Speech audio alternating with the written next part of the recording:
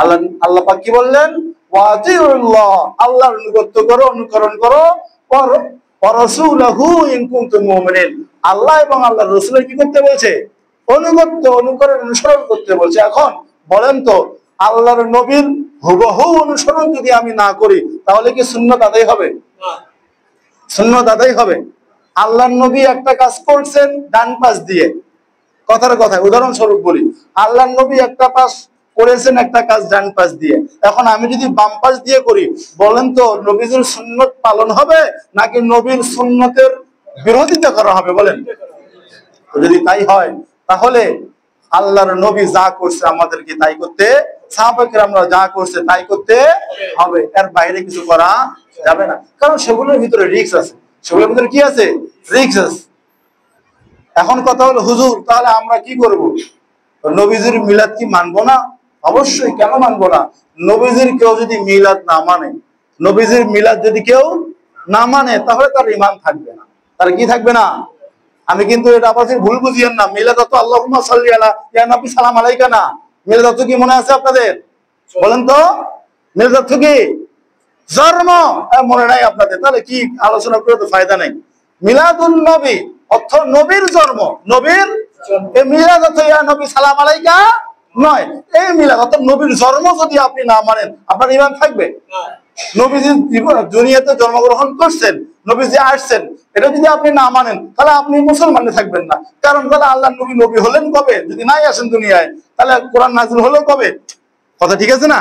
তাহলে আমরা অবশ্যই মিলাদকে মানি, মিলাদকে মানি, কিন্তু পাশাপাশি আমরা নবীর সিরাতের পূর্ণ অনুসরণ করার চেষ্টা করি। কথা বলেন ঠিক কিনা? আল্লাহর নবী যা করছে এটাও আল্লাহ পাকের আদেশ। আল্লাহ রাব্বুল আলামিন সূরা হাশর, সূরার নাম কি বলেন? সূরা হাশর, সূরার নাম সূরা হাশর, 28 নম্বর পারার 5 নম্বর পৃষ্ঠায় আল্লাহ পাক বলেন, ওয়া মা আতাকুমুর রাসূলু ফাখুযুহু ওয়া মা নাহাকুম আনহু ফান্তাহু। আল্লাহ রাব্বুল আলামিন বলেন, আমার নবী তোমাদের কাছে যা নিয়ে গেছে তা গ্রহণ করো, যা থেকে তোমাদেরকে নিষেধ করে তা থেকে তোমরা বিরত থাকো। তাহলে এটা কার আদেশ? এটাও আল্লাহ পাকের আদেশ। আল্লাহর নবী যা করছেন, যা বলছেন আমাদের তা মানতে হবে, যা নিষেধ করছেন তা করা যাবে। এতটুকু কথা কি বুঝছেন আপনারা?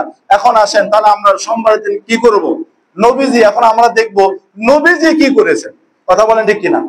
যার জন্ম তিনি কি করেছেন এবং তাকে সবচাইতে মহব্বত করানোওয়ালা তিনারা কি করেছেন, এই আমল আমরা দেখব। কথা বলেন ঠিক কিনা?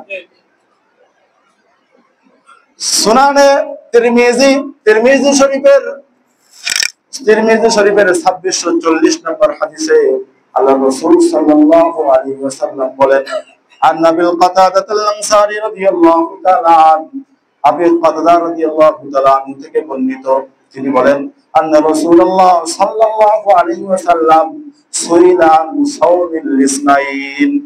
আল্লাহর নবীকে জিজ্ঞেস করা হলো, ও আমার নবী, সোমবারের রোজা সম্পর্কে আপনি কিছু বলেন, সোমবার দিন আপনি কেন রোজা রাখেন? আল্লাহ রাসূল সাল্লাল্লাহু আলাইহি ওয়াসাল্লাম বলেন, ফাকালা ফীহি বুলিতু ওয়া ফীহি উনজিলা আলাইহি। আল্লাহ রাসূল বলেন, সোমবারের দিনে আমি নবী দুনিয়ার জমিনে জন্মগ্রহণ করেছি, আর এই সোমবারের দিন আমার উপর কোরআন নাযিল হয়েছে। সুবহানাল্লাহ।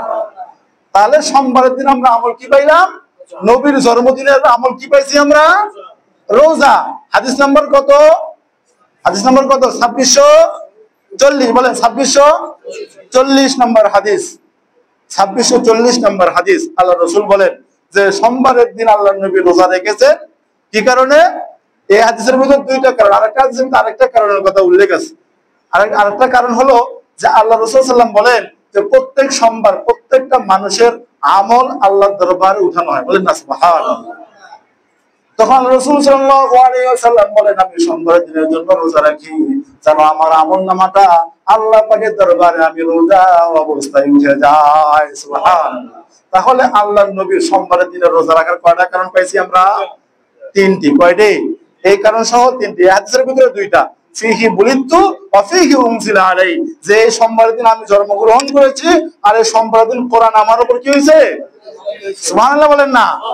তাহলে এই দুই কারণে আমাদের নবী মুহাম্মদ রাসূলুল্লাহ সাল্লাল্লাহু আলাইহি ওয়াসাল্লাম রোজা রেখেছেন। সোমবারের দিনে কি করেছেন? জন্মদিনে রোজা রেখেছেন। এখন কথা হলো, যদি আপনি আমি রসুলকে সত্যিকারেই ভালোবাসি, সত্যিকারেই নবীর অনুসরণ করতে চাই, নবীর অনুসরণ করে আল্লাহকে ভালোবাসতে চাই, আল্লাহ যদি আল্লাহর ভালোবাসা পাইতে চাই, তাহলে আমাদের এটাই ইমানের দাবি, মহব্বতের দাবি, ভালোবাসার দাবি হলো সোমবারের দিন রোজা করা। কথা বলেন ঠিক কিনা? নাকি সোমবারের দিন আমি বিরিয়ানি খাবো, সিন্নি খাবো, আর এরকম রোড মাছ করব, ফুলের তোড়া দিয়ে আমাকে ঘুরে নিয়ে বেড়াবে, এইটা করব? কি করব? সোমবারের দিন রোজা রাখবো। দুঃখের বিষয়, দেখলাম ফেসবুকে এখন তো কিছু আর গোপন থাকে না, কিছু আর কি থাকে না, গোপন থাকে না। হারদানি মাদ্রাসার একটা ভিডিও আপনারা দেখবেন, ভাইরাল হয়ে গেছে, ফেসবুকে ছাড়ছে। এরা মসজিদে আজান হচ্ছে, মাগরিবের মসজিদে কি হচ্ছে? আজান হচ্ছে, আর এরা ভান্ডারি গজল গাচ্ছে, আর এই ট্রাক পিক আপ গুলো নিয়ে নিয়ে যাচ্ছে। বলেন না নাউজুবিল্লাহ। তাহলে এটা কি নবীর আশেক? এটা কি পরিচয়?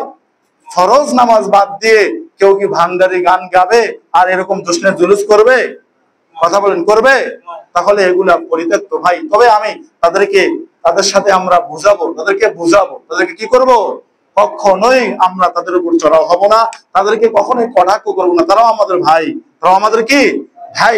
আমরা চেষ্টা করব তাদেরকে বুঝিয়ে, তাদেরকে আমরা বোঝানোর চেষ্টা করব। পারলে এক বেলা 2 টাকা পকেট থেকে খরচ করে একটা চা খাওয়াবো, চা খাওয়া বলবো যে ভাই আসলে তোমরা যা করতেছো এটা এরকম ভাবে না, এরকম ভাবে।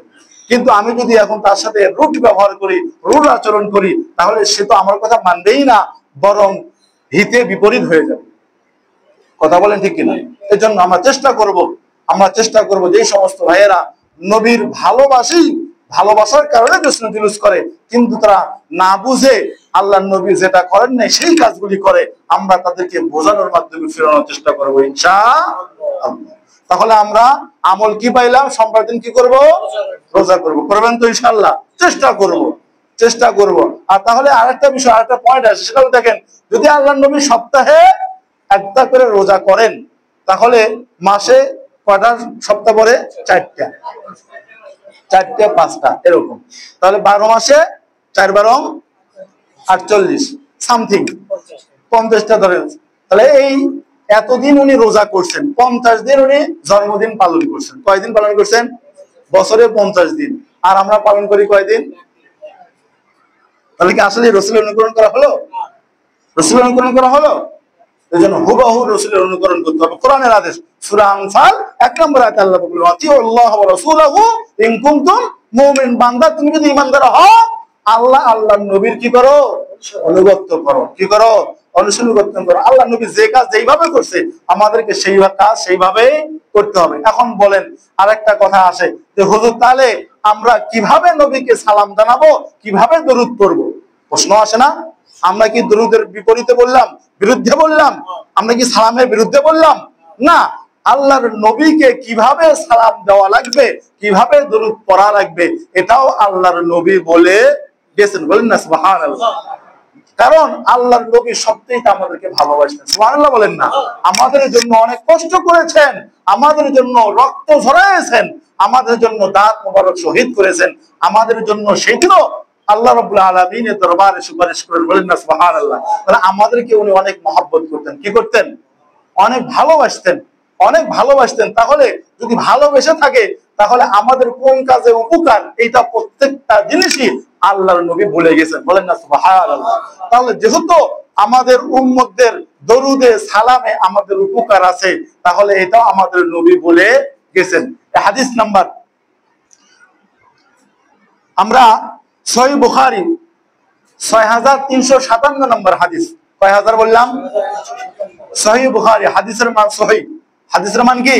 সহিহ। আমি গত জুমায় বলেছিলাম যুবক ভাইদের উদ্দেশ্যে, ভাই আপনারা মোবাইলে তো সময় কাটানি একটু, আপনারা দিনের ভিতরে 5 ঘন্টা ফেসবুক চালান, আর 1 ঘন্টা বা আধা ঘন্টা আপনি মোবাইলে আপনি ইনস্টল করেন, হাদিসের অ্যাপসটা ইনস্টল করেন, করে আমি যে নাম্বারগুলো করি, আপনারা যদি একটা হাদিস একটা দিন গবেষণা করেন, আমি শোনার দ্বারা যতটুকু আপনার উপকার, আপনি পড়ার দ্বারা আপনার ফায়দা বেশি হবে। কথা বলেন ঠিক কিনা? আমি হাদিস নাম্বারগুলো এই জন্য যুবকদের উদ্দেশ্যে বেশি করে বলতেছি যে ভাই আপনারা ইসলামের দিকে ফিরে আসেন। যাই হোক, হাদিস নাম্বার হচ্ছে 6357। 6357। আল্লাহ রাসূল সাল্লাল্লাহু আলাইহি ওয়াসাল্লাম বলেন,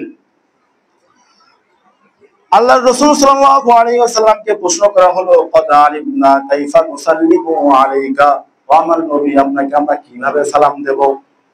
ফাকাইফা নুসাল্লি আলাইকা, এবং আপনাকে আমরা কিভাবে আপনার উপর দরুদ পড়ব। প্রথমটা হচ্ছে কাইফা নুসাল্লিমু আলাইকা, কিভাবে সালাম দেব। পরেরটা ফাকাইফা নুসাল্লি আলাইকা, আমরা আপনার উপর কিভাবে দরুদ পড়ব। ফাকালা ফাকুলু আল্লাহুম্মা সাল্লি আলা মুহাম্মাদিন ওয়া আলা আলি মুহাম্মাদ কামা সাল্লাইতা আলা ইব্রাহিম ওয়া আলা আলি ইব্রাহিম ইন্নাকা হামিদুম মাজিদ। আল্লাহুম্মা বারিক আলা মুহাম্মাদিন ওয়া আলা আলি মুহাম্মাদ কামা বারাকতা আলা ইব্রাহিম ওয়া আলা আলি ইব্রাহিম ইন্নাকা হামিদুম মাজিদ। সুবহানাল্লাহ।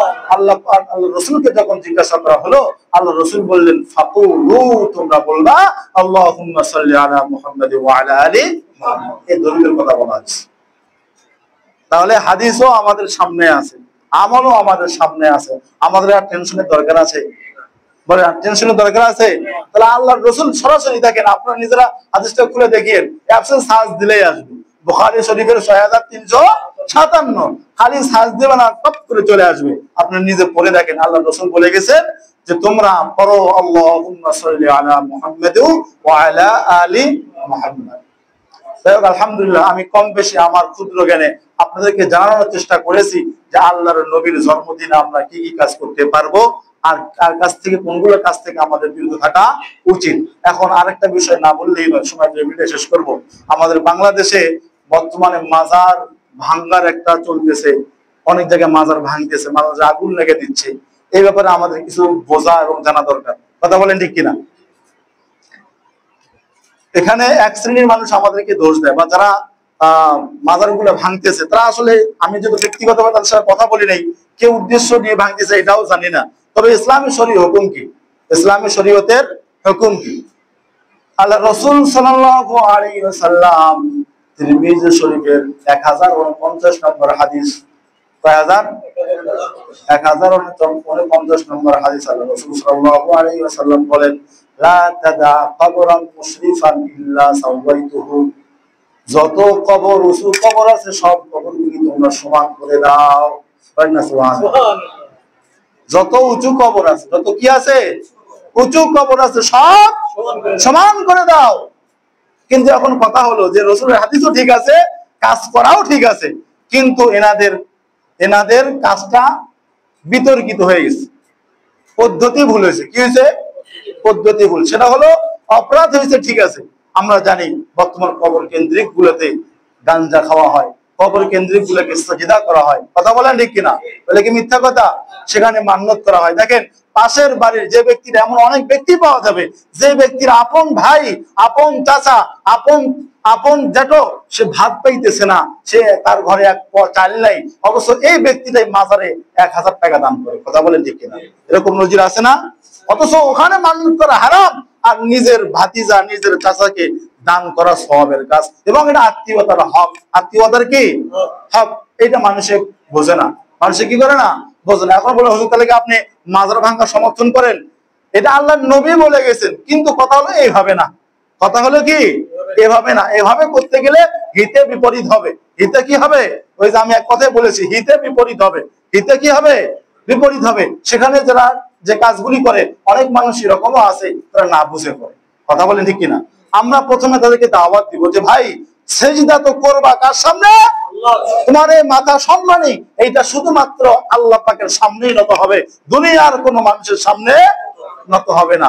এখন এর দ্বারাই আমার এক প্রকারের মানুষ, এক শ্রেণীর মানুষ মনে করে যে এই হুজুররা ওলি আল্লাহদের বিরুদ্ধে, ওলি আল্লাহকে ভালোবাসে না। নাউজুবিল্লাহ। আমাদের উদ্দেশ্য এইটা না, আমাদের উদ্দেশ্য এইটা না। ছোট্ট একটা টপিক বলে আমি শেষ করবো। বলেন, আমরা অবশ্যই ওলি আল্লাহকে সম্মান করি, এবং আমি ব্যক্তিগতভাবেও আমি এক অলির হাতে সফর করে এক অলির বায়াত গ্রহণ করেছি। আমি নিজেও মুরিদ। কিন্তু কথা হলো যে আমরা যেমন তেমন পীরের মুরিদ নই, যেমন তেমন পীরকে আমরা সমর্থন করি না। কারণ যেই পীরের দ্বারায় আমার উপকার হবে না, আমার আখিরাত পীর ধরার উদ্দেশ্য হচ্ছে, মুরিদ হওয়ার উদ্দেশ্য হচ্ছে, বায়াত হওয়ার উদ্দেশ্য হচ্ছে যে আমি আল্লাহ আল্লাহর রাসূলকে পাবো। কথা বলেন ঠিক কিনা? সেখানে যদি বায়াত হওয়ার কারণে আল্লাহ আল্লাহর রাসূলের থেকে দূরে সরে যাওয়া লাগে, তাহলে কি সেই পীরের বায়াত হওয়া যাবে? অনুসরণ করা যাবে? যাবে না। যদি আমার পীর ধরার কারণে আমি বেনামাজি হয়ে যাই, যদি আমি পীর ধরার কারণে আমি ঢোল তবলা হয়ে যাই, যদি আমি পীর ধরার কারণে আমি গাঞ্জাখোর হয়ে যাই, তাহলে বোঝা যাবে যে এই পীরের অনুসরণ করা যাবে না। আমি কি বোঝাইতে পেরেছি? এখন আমরা অবশ্যই ওলির সম্মান করি, ওলিকে মহব্বত করি, ওলিদের কারণে আমরা ইসলাম পেয়েছি। আমাদের দেশে হযরত শাহজালাল ইয়ামিনী রহমাতুল্লাহ আলাইহি, শাহপার ইয়ামিনী রহমাতুল্লাহ আলাইহি, তেরা দলবল সহ আমাদের দেশে ইসলাম নিয়ে এসেছেন। এর অবশ্যই আমরা স্বীকার করি, শ্রদ্ধা করি, সম্মান করি, তাদের জন্য আমরা দোয়াও করি। কিন্তু কথা হলো, তাদেরকে কেন্দ্র করে তাদের যে স্থানে পবিত্র স্থানে শুয়ে আছে তারা, সেই স্থান কেন্দ্রিক বর্তমানে যেই রকম শিরিক বিদআত, যে রকম ভাবে এই আলোকসজ্জা করা, যেইভাবে আপনার এই মোমবাতি আগরবাতি লাগানো, যেগুলো ইসলাম চায় না, এগুলা যদি করে তাহলে তা আমাদের হৃদয় রক্তক্ষরণ হয়। কথা বলেন ঠিক কিনা? এগুলো করতে দেওয়া যাবে না, তবে আইনও নিজের হাতে তুলে নেওয়া যাবে না। এই জন্য যে কথা বলছিলাম, যে দেখেন একটা সূত্র টপিক বলে আমি শেষ করে দেব। আমাদের বর্তমান যুগের হাজার হাজার কোটি কোটি আল্লাহর ওলি যদি এক পাল্লায় রাখা হয়, আর আদনা থেকে আদনা সাহাবী, অর্থাৎ ছোট থেকে ছোট একজন সাহাবী যদি এক পাল্লায় রাখা হয়, বলেন তো কোন পাল্লাটা ভারী হবে? বলেন কার পাল্লা ভারী হবে?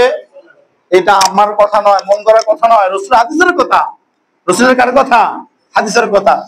যাদেরকে আল্লাহ রাব্বুল আলামিন সৌদি আরবে নিয়ে যাওয়ার আল্লাহ পাক তৌফিক দিয়েছে, তাদেরকে দেখার চেষ্টা তৌফিক দিয়েছে। আপনারা দেখেছেন বাইতুল মুআল্লাকা, এরকম যে কবরস্থানগুলি যেগুলো আছে সৌদি আরবে, সেখানে কি অসংখ্য সাহাবাদের কবর আছে না ভাই? আছে না? আমার কথা বুঝতেছেন না? আবু হুরায়রার কবর আছে না? যে হাদিসের কিতাবগুলি খুললে আবু হুরায়রা ক্বালা ক্বালা আবু হুরায়রা আন আবু হুরায়রা আন আবি হুরায়রা আছে না? অথচ সেই আবু হুরায়রার কবর আছে না? সেখানে কি মাজার আছে? সেখানে কি আরববাতি লাগানো হয়? সেখানে কি মোমবাতি লাগানো হচ্ছে? তাহলে কি তাদের চাইতেও বর্তমান যুগের ওলি আল্লাহদের মানসম্মান বেশি করে দিচ্ছি না? তাহলে বোঝা গেল এটা ভুল পদ্ধতি। এটা কি পদ্ধতি? ভুল পদ্ধতি। মাজারে কেন্দ্রিক ইসলাম নয়, ইসলাম মাজারে কেন্দ্রিক নয়।